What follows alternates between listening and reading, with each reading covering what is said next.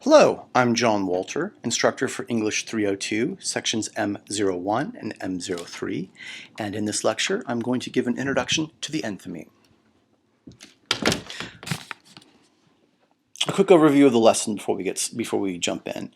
I'm going to take a quick look at enthymemes, and this lecture assumes that you have read the handout on enthymemes. So if you have not done that yet, you probably want to stop and take a look at that first.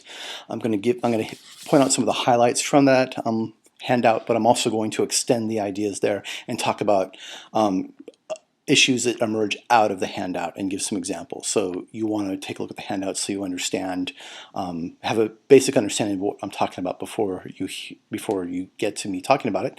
And as part of a quick look at the enthymeme, I'm going to take a look at the difference between claims and reasons. We're then actually going to take a look at the difference between an enthymeme and a thesis. What's the difference between an enthymeme and a thesis statement? And then we're going to talk about the enthymeme and syllogisms. I believe in the handout I mentioned that the enthymeme is sometimes referred to as rhetoric's form of a syllogism. So we'll talk about the difference between the two there. And this is going to be a two-part lecture, so I'm actually going to stop there. And then part two of the lecture, which will be a separate video, will then take a closer look at the enthymemes, kind of a more in-depth look, talk about them a little bit more. Then we'll talk about the importance of being precise when you write and when you construct enthymemes. And finally, going to then create some enthymemes out of the reading I asked you to look at about the movie Inside Out. So, quick overview, quick look at enthymemes. The enthymeme, as I said in the handout, the enthymeme is a tool for connecting claims to their reasons. An enthymeme connects a claim to its reasons through the use of such words as because or therefore. An enthymeme is a form of informal logic used to create arguments. By informal logic, we mean non-mathematical logic. Mathematical logic, which we're not going to deal with in this class, is such things as A plus B equals C, or A equals C, B equals C, therefore A equals B. So that's forms of mathematical logic, but we're not going to deal with that. We're going to be dealing with informal logic, such things as enthymemes and syllogisms, though we're going to focus on the enthymeme as a tool for creating arguments. So, enthymemes. We use enthymemes to argue probable solutions, to argue possible actions, and to argue reasonable connections between things or concepts. What should be apparent here from this is that we use enthymemes when we are dealing with contingent factors, contingent issues, when we are dealing with sort of the gray areas rather than black and white. When there's not one right answer, when there's not one absolute fact, absolute truth, but just what's better based on contingent factors, based on probable solutions, possible actions. So it's the enthymeme is for the world that is not black and white, not the world that is not of absolute truth, and that's important because we'll see when we look at the syllogism. That's how the enthymeme differs from the syllogism. So the difference between a claim and a reason. A claim is a statement that makes an assertion, typically one upon which reasonable people may disagree or that may not be readily apparent. So, the statement, "It is raining today." We can talk about that as a claim, but that's really a statement of fact. It's either true or it's not true, and it's really easy to determine that. We actually just look outside, and there's nothing really to disagree with. There's nothing that it's readily apparent whether or not it's raining. You just check. And so a claim, though, is something upon which reasonable people might disagree. It's a claim that might not be readily apparent to people. So, for instance, chocolate is good for us. We have some scientific evidence to suggest that chocolate is good for us. Though that is not something that may be readily apparent. That was actually a big surprise to many people when this report first came out. And you can still disagree with that statement. Well, it's like, what do you mean good for us? I happen to be allergic to chocolate. Or most chocolate, the chocolate that most Americans eat is actually full of sugar. We actually put sugar into chocolate, as opposed to like the Europeans who actually use vanilla to sweeten their chocolate. So, and sugar is actually not good for us. Too much sugar causes problems with like diabetes and things like that. And so, chocolate's not good for us. So, we can actually then argue about when chocolate's good for us and when chocolate's not good for us, why it's good for us, what kind of chocolate you need to eat. So that's where, it's not an absolute, it's not a black and white thing. And therefore, that's what makes the statement something like chocolate is good for us, why that's a claim, whereas it's raining today is a statement of fact rather than a claim. So, if that's what a claim is, a reason is an idea that supports another idea, which itself may be a claim or a reason. So, chocolate is good for us. The explanation as to why chocolate is good for us. I believe it's, if I'm remembering correctly, the argument that chocolate is good for us is because chocolate has antioxidants in it, and therefore, that if we explain, chocolate is good for us because of X, because of the antioxidants, then that's the reason. And of course, a reason can actually exist as a claim in and of itself that's supported by another reason. So, we can have that chain of argumentation where one claim is supported by a reason which itself is a claim that needs to be supported by another reason, which is itself is a claim that needs to be supported by another reason, and the argument works by building from step one to step two to your final overall argument. And we'll look at all of that more in depth in the next couple weeks. So if that doesn't totally make sense to you yet, that's okay. It's just something that we're going to be developing over time. I just want to kind of introduce these ideas to you. So, some examples of claims.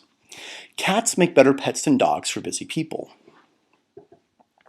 Now there's a claim there, and it's a claim because it's something that reasonable people might disagree with, or something that may not be readily apparent. And likewise, we believe that galaxies like the Milky Way are enveloped by massive halos of dark matter. Now, for many of us, like, well, what? Really? How? If the little bit I know about dark matter is that we can't actually detect it. So why do we think that how can we know that there's these big massive halos of dark matter on galaxies? So these are things that are not readily apparent. These are things upon which reasonable people might not understand or might not find accept it at face value, and that's what makes them claims. So of course, to make these claims enthymemes, they have to have the reasons. And for the first one, the reason why cats make better pets than dogs for busy people is that cats are far more self-sufficient than dogs. And the reason why we believe that that galaxies like the Milky Way are surrounded by halos of dark matter is because of the gravitational forces required to create the rotational curves of such galaxies as the Milky Way suggest the presence of halos of dark matter that we are unable to observe. Put another way there, basically we know that there has to be something that works gravitationally on the spiral galaxies that make them kind of rotate at the speed they rotate at, and that whatever is exerting that gravitational force has to actually sort of be in a spherical shape around the galaxy to exert the force sort of equally, kind of thing. So that's actually what that statement is saying there. There's some sort of force, some sort of matter that is exerting gravitational force that we can't observe, and dark matter by definition is matter that we can't observe, and therefore except to its gravitational force, and therefore that's where that argument is coming from. So, claims versus reasons. A reason is the response to the question why we might ask upon hearing a claim. So, why do cats make better pets than dogs for busy people? The answer, the reason, because cats are more self-sufficient than dogs. Okay, so the difference between an enthymeme and a thesis statement. And again, an enthymeme is a form of informal logic that connects a claim with its reasons through the use of the words such as because and therefore. A thesis, on the other hand, is an idea stated as an assertion that represents a reasoned response to a question at issue and that serves as a central idea of a composition. Now we'll be taking a look again with this idea of what a thesis is, John Gage's definition of a thesis later in the semester, but I just want to introduce this idea to you. So, the enthymeme connects the claim to its reasons through the use of the words such as because or therefore. A thesis is an idea stated as an assertion that represents a reasoned response to a question. And that thesis, that idea there, that assertion serves as the central idea of a composition. And for our purposes right now, the significant difference between these two, and different from the way that we actually write them, is that the theses focus on the what. They describe the argument to be made, the central assertion to be presented.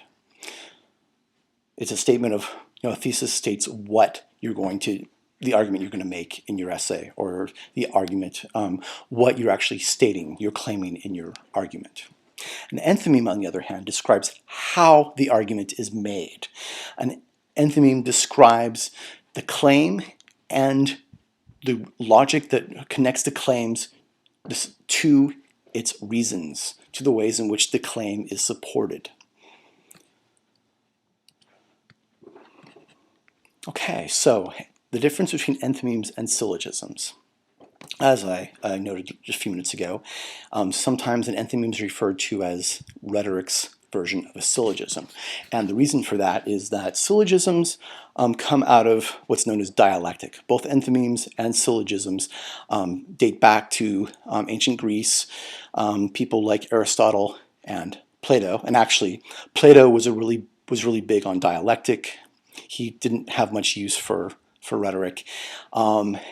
Aristotle, who was one of Plato's students and then taught at Plato's Academy, is the first person to actually write our sort of a big systematic description of what rhetoric is and how to do it. And in Aristotle's rhetoric, he identifies the enthymeme. Plato was really interested in dialectic. Plato's arguments are kind of based off of syllogisms, and so Aristotle, trying to make rhetoric acceptable to Plato so that it can be taught in Plato's Academy, tries to present rhetoric as this counterpart. He actually defines rhetoric as the counterpart to dialectic. So rhetoric and dialectic kind of do the same thing, but they answer different questions. And the questions, if we saw that rhetoric, the enthymeme deals with probable solutions, possible options, probable solutions, possible actions, and the possible connections between ideas. Syllogism, on the other hand, deals with absolute truths.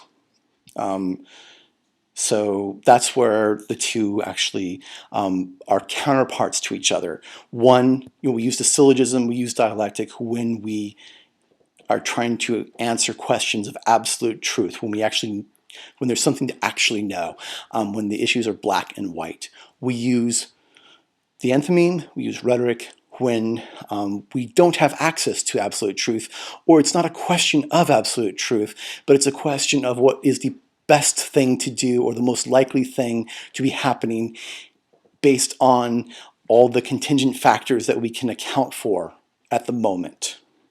So, you don't need to remember all of that. That's just sort of some background to kind of explain this a little bit. But so we're going to look at again the difference between. We're going to look at a syllogism, and then we'll explain why the syllogism is different from the enthymeme. Syllogism is a three-part argument used in formal logic. Again, non-mathematical logic. It consists of two factual statements that logically lead to a conclusion. A syllogism takes the form of a major premise, a minor premise, and a conclusion. And here's a classic example of a syllogism. Now, I've already mentioned Aristotle and Plato. If you know much about classical Greek history, you might know that first we had Socrates. Socrates was Plato's teacher, and then Plato was Aristotle's teacher. And therefore, Plato, most of Plato's writings, most of are in the form of dialogues. Actually, all of Plato's writings are in the form of dialogues, conversations between people, and Plato's spokesperson, kind of the person who represents Plato's ideas, the character that represents Plato's ideas in all of Plato's dialogues is Socrates, his teacher. So, this is the classic example of a syllogism. All humans are mortal. Socrates is human. Therefore, Socrates is mortal. You can see here the conclusion logically follows from the two premises that are factually correct. And what I mean by that is, we can take a look at all humans are mortal. Yes, that's true. Socrates is human. Okay, so if that is true, if Socrates is human and all humans are mortal, then logically Socrates must be mortal. That's a classic syllogism, and that's how syllogisms work. And you can see there, that's why syllogisms deal with issues of like absolute truth. So again, the structure of a syllogism is a major premise plus a minor premise that leads to a conclusion, and the premises only leads to a conclusion. So the conclusion only creates a syllogism when the conclusion logically follows the claims. We do have what are known as faulty syllogisms. Faulty syllogisms happen when the conclusion doesn't logically follow from the claim, or when one of the two premises, the major premise or the minor premise, or the minor premise, it could be both, are factually incorrect. So, but the most common sort of problem with faulty syllogisms is generally that the conclusion doesn't logically follow. And here's an example of a faulty syllogism, in which the conclusion does not logically follow from the two premises. So, major premise, cats are mammals. Okay, yeah, that's true. Great. Cats have 4 legs. Yeah, cats are supposed to have 4 legs, whether individual cats do or not. It depends on just the circumstances for that cat, but cats as a species are supposed to have 4 legs. So the idea, cats are mammals, yes. Cats have 4 legs, yes. So all mammals have 4 legs. Therefore all mammals have 4 legs. No, obviously not all mammals have 4 legs. And so we can think here, what's wrong with this syllogism? And the answer, of course, is that there is no logical connection between the conclusion and the two premises. If you remember here with this first one, the conclusion that Socrates is mortal is a logically follows out of the two statements that all humans are mortal and that Socrates is human. So Socrates has to be mortal if he is human, because being mortal is a necessary is a condition of being human. Having 4 legs is not a necessary condition for being a mammal, and there is nothing in the two premises, the major premise or the minor premise, that says that all mammals must be like cats. So that's a faulty syllogism. Okay, to continue on with this idea of the difference between enthymemes and syllogisms. Syllogisms, as a form of formal logic, are arguments used to discover universal truths. I've already kind of mentioned that.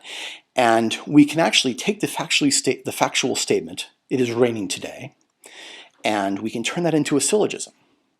We could say something along the lines of, when it rains, water falls out of the sky. Precipitation, or we could make that even more accurate, something like along the lines of, when it rains, water condenses out of the sky and falls to the ground. And then we can say, as a minor premise, right now, water is condensing out of the air and falling to the ground. Therefore, it is raining. That is a syllogism that supports the factual statement, it is raining today.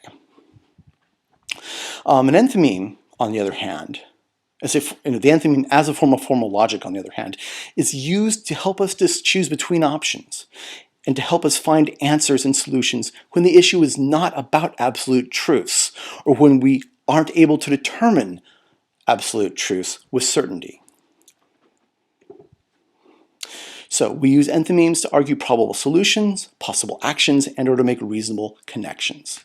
Now, one thing to note is that when it comes to engaging in sort of making academic arguments, when you're making an argument in your professional context, in your academic context, when you're trying to advance knowledge, generally there's no point in arguing factual statements, things that we can, like, it is raining today. Well, it is or it isn't. It might be fun as a game to argue that, but to spend a whole lot of intellectual endeavor on that, that there really isn't any point, because it's something we can easily tell, and there really isn't. It's not really something that's arguable. It's either it's raining or it's not, and we can check that. And therefore, arguments are on issues that reasonable people can disagree on. If it's something that reasonable people can't disagree on, if it's just black and white, easy to determine, there's no debate, there's no point in making an argument out of it. So when we're thinking about doing research, making arguments about knowledge, present knowledge, what we're looking for actually are issues that reasonable people, issues upon which reasonable people can disagree, and that means that can mean that there is not an absolute truth. It's not an argument about absolute truth. It's an argument about conditions. It's an argument about probability. Or it can be an argument about an issue that is not readily apparent to us. Again, the idea that chocolate is good for us is not readily apparent. It wasn't readily apparent until about 20 years ago or so, when some scientists actually figured out, oh, hey, chocolate is made up of a bunch of chemical compounds that are actually really good for humans. And therefore, if we don't add a bunch of sugar to it, chocolate can be really good for us. It can be good to eat some chocolate. So that was not a readily apparent fact. And so that's why it was an arguable subject. Okay, so with that, I'm going to end the first part of this lecture, and there is still a second part to watch, so you want to pick up on that. In that second part, we'll take a closer look at enthymemes. We will then talk about precision in enthymemes, and we'll end by creating some enthymemes based on the reading about inside out.